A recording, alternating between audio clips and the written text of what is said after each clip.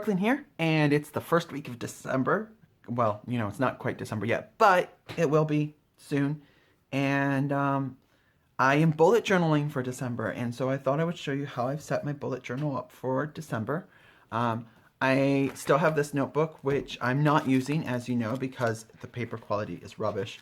But I used it up until today, basically. I used it all the way up to last night last night was the last night I used it. And I'm really happy with the idea. I've been sticking with it. It's something I can do nightly, which I quite like.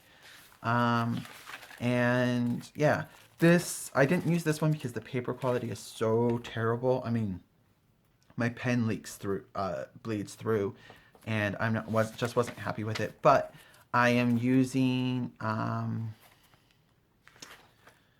it to like test out both spreads that I need to do for the future, test out things that I'm going to put inside my bullet journal, kind of just plan out things and see like how I'm going to do things, and yeah, just seeing.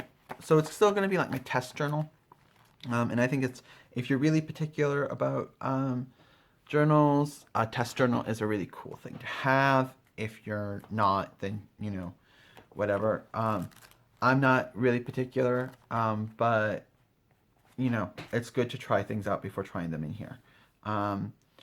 This isn't perfect. I'm a mess. I have messy handwriting. I've given up on my bullet journal ever being one of those gorgeous, beautiful journals that's on Instagram. I don't care. It keeps me organized, and that's the primary focus. I make it pretty how I can. And yeah, as I've said before, the pen I use, I absolutely love these. It's the Papermate Inkjoy Gel in 0.5, and it's got a purple tip on it because I put that there so that I can tell the difference between my 0.5 and my 0.7 in black, because the writing difference is massive, but they both look identical. So because these tips just screw off, so I just swapped it with the purple pen I have. It's actually a purple spare pen I have. It hasn't been used because I had a purple pen from the Pop Fizz paper kit, and then I bought a 14 pack of these, and so of the colored ones, so I had 2 of the purples. So this is off my spare purple. So I instantly can be like, oh, that's my 0.5. Maybe you're not dumb like me and don't mistake things, but yeah, so that's that. And so we'll just dive right in. I'm going to skip the first page because it has my phone number and stuff on it. And we first have our index. I use it just like everyone else does. My advice to you from the get-go is put your numbers all the way over here. Don't put them in the middle like I did. Unless there's not going to be any other page. Like reoccurring monthly dates, I'm probably not going to make any other pages in this that update that or whatnot. So put them over here so that when you have not extra pages, you can add to them. The only thing that I've done differently is for December. Well, I'll put the entire page range here. Over here in teal, I'm putting the weeks. So the page that the weekly view is on, so that I can easily find it. And then from there we get into my key. It's messy. I haven't put my color code in here because I think it's going to change. I've ordered all 4 packs of the Zebra mild liners or mid liners. I don't know which one it is. I remember reading it as mild liner, but everyone says mid liner, so maybe that's what it is. And then we go to the Calendex. I really like the Calendex. It's visually easy. I only put the next 4 months up because that's as far as I expect this to last. I figured I don't need to do all of it. And then I just have the future log here. I am not sure how you migrate the Calendex though. So those of you who use the Calendex, because I know Boho Berry uses them and everything else. If you use the Calendex, how do you migrate the dates in the Calendex to your future Calendex? Because they'd be referenced in this journal, and I don't want to put let's say I migrate, let's say this only lasts to February and I have to migrate March and April. I don't want to put those dates in referencing this notebook. So I'm not sure. And then the future log is that's easy to transfer over because you just copy the dates down. Yeah, so I'm not sure how to migrate that. If you know how to migrate that, or you have any videos or whatnot, feel free to let me know. And then I have my recurring monthly events, which I've showed you before. It just has all of the things in it. The only thing that's added is that I decided to put in yellow when my phone bill cycle ends. My billing date changes because it depends on the month and how long the month is. It's my bill is due a certain many days after the cycle. So that's why that's not in there. And other than that, this is just, things that come up every month. And then my currently checked out, which as you can tell, I'm almost halfway through the page and it's only December. It hasn't even started December. I haven't even started December. I'm only in November. I've been highlighting the books that I don't return when I return the rest of the books, so that it's really easy for me to see which ones I still need to return. I think that I might do that. I know I'm going to do this all differently in the next lot. I think that I need another section for renews because I can renew my books twice, and I want it to go this way so I can list more books, basically, because I read a lot. The next is for a conference I'm going to in February called Full Contact. It's a derby kind of training conference thing, and I need to save for it, so I've been putting money aside, and I find this kind of ticker bar is really useful for doing that. Just being able to see how far I've come helps me when I feel really defeated and like I haven't saved a lot of money. And even by looking at this, I'm going, wow, because I'm not good at saving money. I'll be honest, I'm really crap at saving money. And just by looking at this, I'm like, wow, I've saved $200. That's more money than I've ever saved in my life, I feel like. And I left this space here because while my goal is 600, it's possible that I save more than 600. So I'll put another kind of bar here, and yeah, because the more I can save, the better. Because while the conference is only for 3 days, I'm in Auckland for 7 days, and I know that there are going to be derby vendors there who might have things that I've never seen before that I really, really need. So I want to be able to not only just have money for every day, which at $600 will be less than $100 per day. I'd like to have money also to be able to spend at the conference. And then a packing list. I don't know what I'm going to do down here, possibly notes. And my friend's address, which is why I have this here, so that the whole internet doesn't see his address. And I just put this here because I'm pretty sure that for this week, or for this period of the weeks, I won't be using this bullet journal as much. And especially since this is one of the few times where I'll probably sit down and plan. On the 2nd, I'm having lunch with so-and-so, dinner with so-and-so, going to blank with so-and-so, because I have a lot of friends that have either moved up to Auckland or live in Auckland that I'd like to hang out with in this time period. And then the next page is something that I haven't seen anyone else do. I'm not saying I created this, but it did come from my head and not a copy of anyone else. And it's called a contacts index. And this is where, on various different pages, you have different people's contacts info. Often, if I were on my daily page, I would write down if someone gave me their mailing address because I need to send them something, or they gave me their phone number because it's changed, etc. I would write it in my dailies instead of having to copy that information over into a separate contacts book. And I don't have an address book. I should, but my address book is always attached to my planner because that's how I work. This means that I can easily just put the person's name.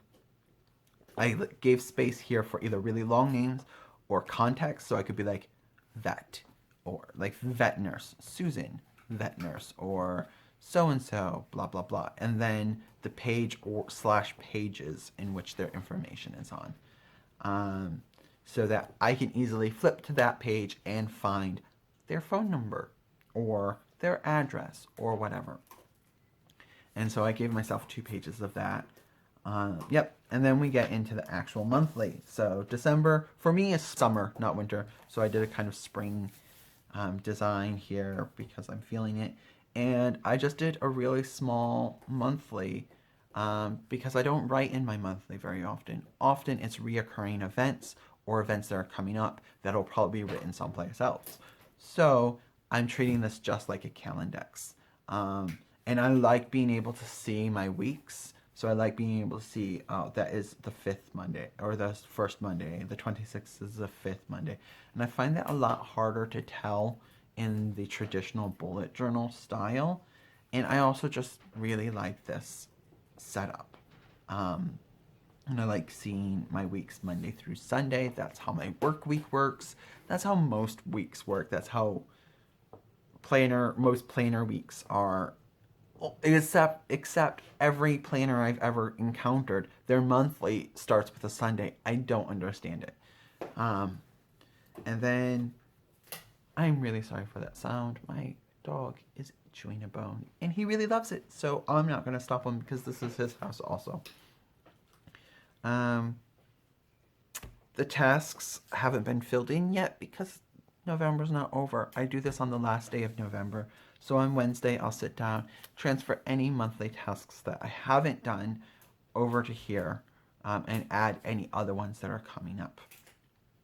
This section here, I don't know if this is going to continue or if I'm going to use this in the future, but I needed a section to put down the events that have been scheduled before I started bullet journaling so that they're in here so that I can put them on this calendar. So that's what this is. And then I just put this section here for goals. So my 1 YouTube video a week, doing my miracle morning, and then just skate. I'll add more goals as I need to, and yeah. Next is my habit tracker. I have a lot of habits here. It looks like a lot of habits, but a lot of these are part of my morning routine. So I'm thinking in the future, I'm going to consolidate at least 1, 2, 3, 4 of those down to morning routine. And then, and that will make less here. So that's my thought process on that. And then I decided to put in a mood tracker. Those of you who know me know I suffer from a bit of depression and anxiety. And so I want to kind of be able to track how things are going, because especially when I'm having a bad day, it feels like every day has been bad, and every day over the past year has been shit, and etc. So I want to be able to track that so that I can easily look at things and go, oh, look, that's actually not as bad as I thought it was, you know? And then a tarot log. And this might confuse people because I've posted my tarot journal, which is, I'm using KKK Sage Planner for. I'm still using that planner, and I'm still using the inserts in it. This is because the dailies don't allow for showing any long-term or big pictures, and I want to be able to see an overview of what the cards for the month were, you know. So if I go through here, and let's say 15 of the cards are pentacles, that tells me that I should have been looking into my work and my home life, and perhaps I need to be, in January, need to be focusing more on that. And it just kind of, it shows me what the overall messages were for the month. And then I can go, did I listen? Did I spend a lot of time working on my business and my home life? Or did I spend a lot of time working on relationships? Or did I do nothing? This won't go, and this is one of the things that will be dropped from the future months, because I only did this because I didn't want to draw out this on regular paper, but I've just bought some gridded paper, gridded A5 paper that I can punch and put into my planner. So I will probably just keep that in my planner from now on. Yeah, and this is separate from, I do monthly readings also, which kind of give me an overview of the entire month, or what to expect in that month. So that's that. Next, I have my gratitude journal, and I just left, gave myself 2 spaces for each day. And I want to write something in the morning that I'm grateful for, and something in the evening that I'm grateful for. Just to kind of remind myself in the beginning of the day that I have things to be grateful for. And at the end of the day, to kind of recap, what was I grateful for that day? And so that just goes through. I had some space down here because of how I did it. There was excess space. And so I just put, you can't buy love, but you can rescue it. I love this quote because my dog, Mac, as you may know, is a rescue dog, and I really strongly believe in rescuing dogs. He is a wonderful little dork. And then that brings us to this week, the first week in my bullet journal, the first week planner that I did. I kind of got some of the idea for this off of Bullet Everything, I think is her YouTube channel, and she does a gorgeous, amazing, weird, fun weekly views, and she did something along this lines that was a little bit different. It had more different sections to it, and I just took out a lot of the sections and just did this. At first I thought, yeah, that's perfect, don't need anything else. And then I realized that there's no space for me to put down Mac's food. And I like to track his meals because I'm pretty strict with his diet, and because I have to plan everything so that he has a balanced diet. Whereas I'm capable of kind of judging what I ate yesterday and eating something different today and whatnot, Mac is not.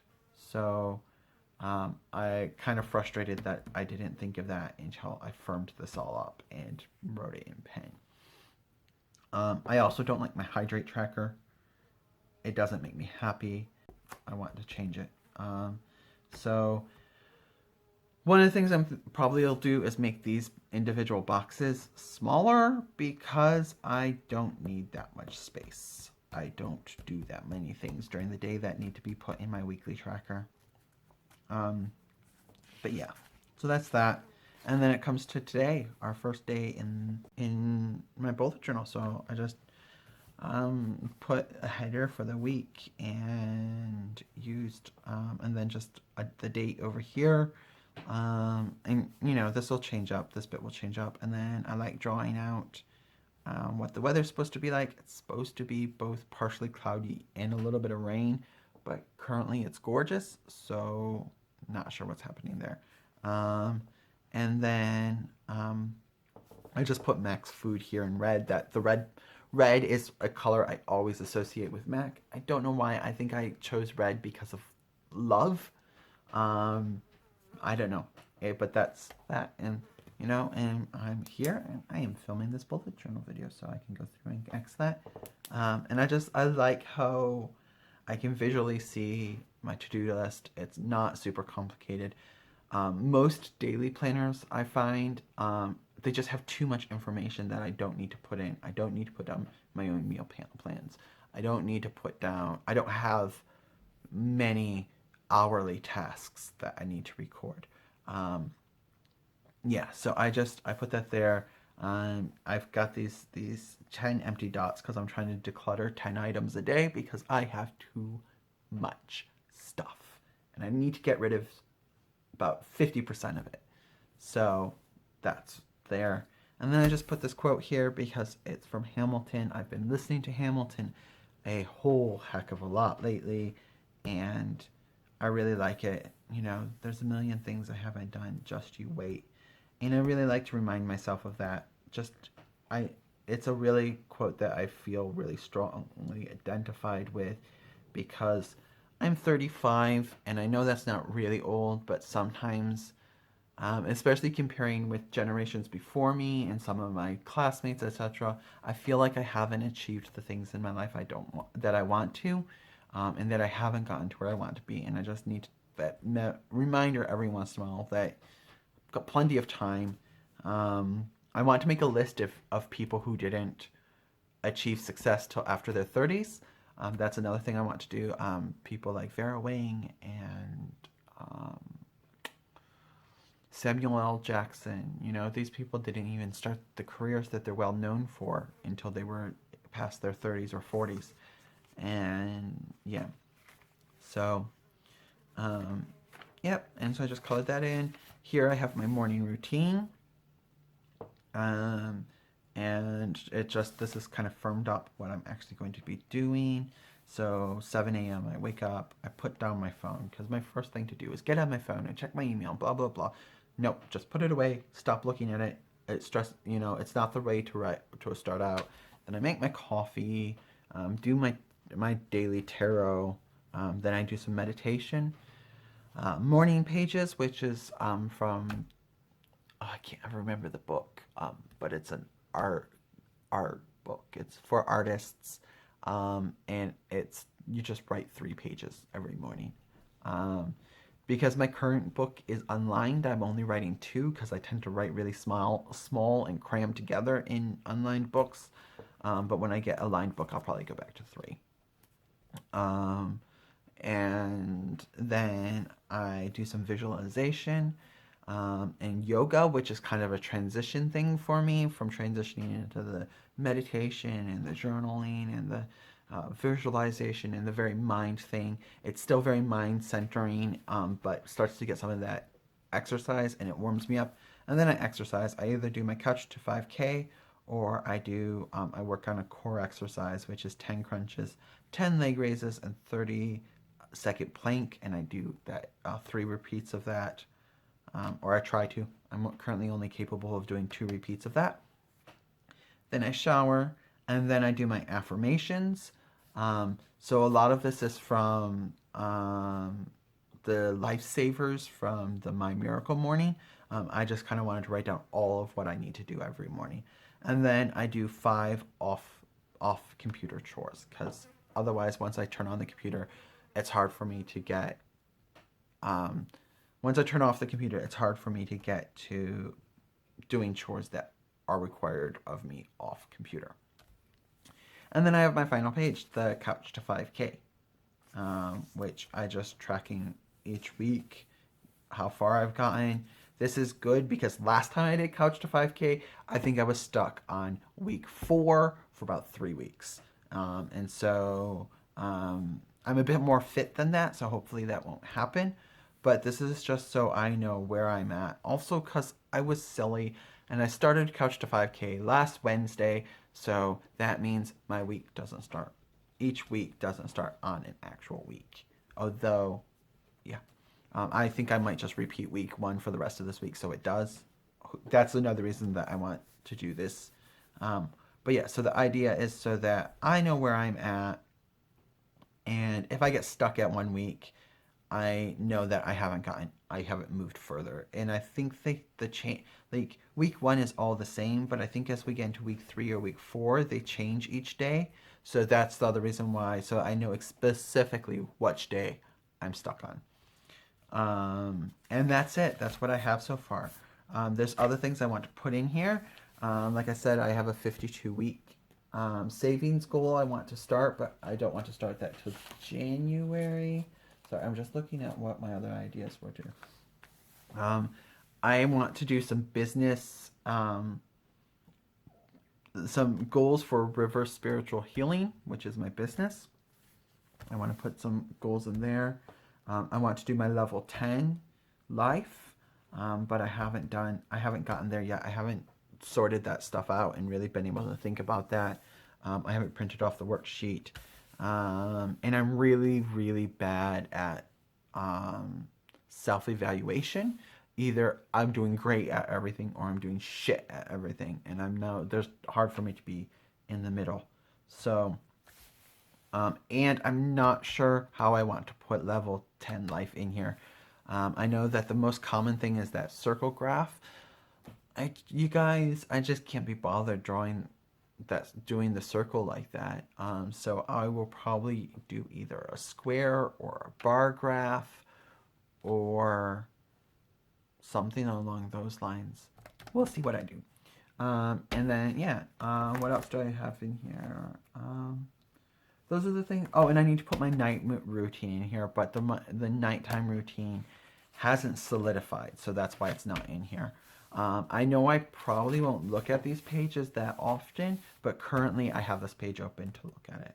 Oh, and I just drew a little cup of coffee, and I did it because I love to fill my coffee cup all the way to the top. I really do. And then I sit there and I very carefully lower my lip to it and sip at it before I can even move it. And so I just wanted to kind of draw that with this cup and saucer with it spilling over the edge because that's who I am. And it's my favorite color. And my actual coffee mug is that color. And this isn't what my coffee cup looks like at all. I just wanted to stylize it. Yeah, so that's where we're at. In the back here, I have my pen test. I've talked to you about that before. The washi's there because for this page, the perforation is right along that line, so I didn't want right along the fold line, so I didn't want it to fall out. And as I get more pens, I will test them here. The Martha Stewart dye pen is what I've been using for all of the color that you see. It has a tendency, let me see if I can find some, with the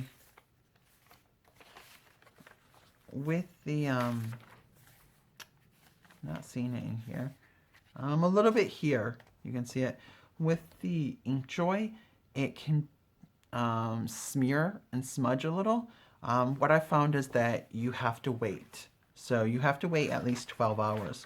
So what I've been doing is I go through and I put together Tuesday, draw it all out, as you see here. And then I leave it overnight, and then in the morning as part of kind of like chilling out, right before I get on my computer, after I've done my 5 off computer chores, I just color it in and play around with it, and then it doesn't smear as bad. That's my bullet journal. I will try to update you again in the near future with it.